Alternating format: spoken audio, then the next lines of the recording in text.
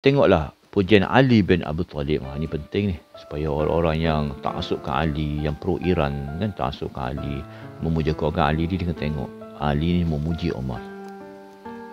Ibn Abbas berkata seperti yang kita baca tadilah, ketika Umar dibaringkan di atas katil dia ketika dia meninggal kan, lalu Ali pun masuk.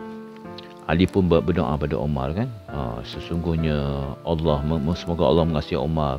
Ali berkata lagi, tiada siapa yang lebih aku cintai dibandingkan engkau, yang amalannya dapat aku tiru hingga aku bertemu dengan Allah. Demi Allah aku merasa engkau akan ditempatkan bersama orang sahabat, iaitu Abu Bakar dan ni kan.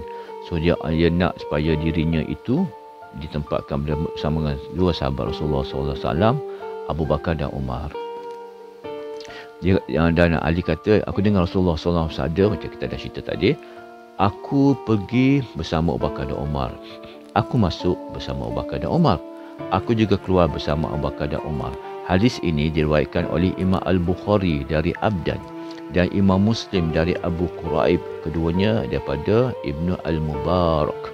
Diriwayatkan juga dari Ja'far bin Ali bahawa Ali duduk di sisi kepala Umar yang wafat ketika ditikam. Apa kata Sayyidina Ali seperti mana diriwayatkan oleh Ja'far kan, Ja'far bin Muhammad ni. So Ali berkata, ini adalah manusia yang paling aku cintai dan aku berharap bertemu dengan Allah dengan membawa amalan seperti amalannya. Maknanya Ali declare bahawa Umar ni adalah orang yang paling dia cintai. Umar adalah orang yang paling dia cintai dan dia berharap kepada Allah bila Ali berjumpa dengan Allah di yaumul akhirat nanti, maknanya Ali akan bawa seperti mana amalan-amalan yang dia buat oleh Sayyidina Umar.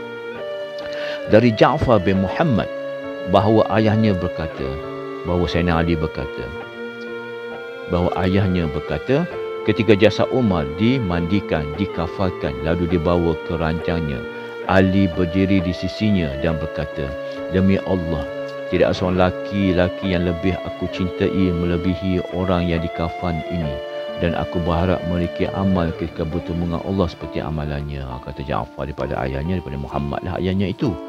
Dia kata ketika Umar mandi, dikafarkan, dia dengar sendiri Sayyidina Ali berkata, demi Allah, tidak ada seorang lelaki pun yang lebih aku cintai melebihi orang yang ini. Sayyidina Umar lah, hebat Umar kan. Ali pun respect sangat pada Umar.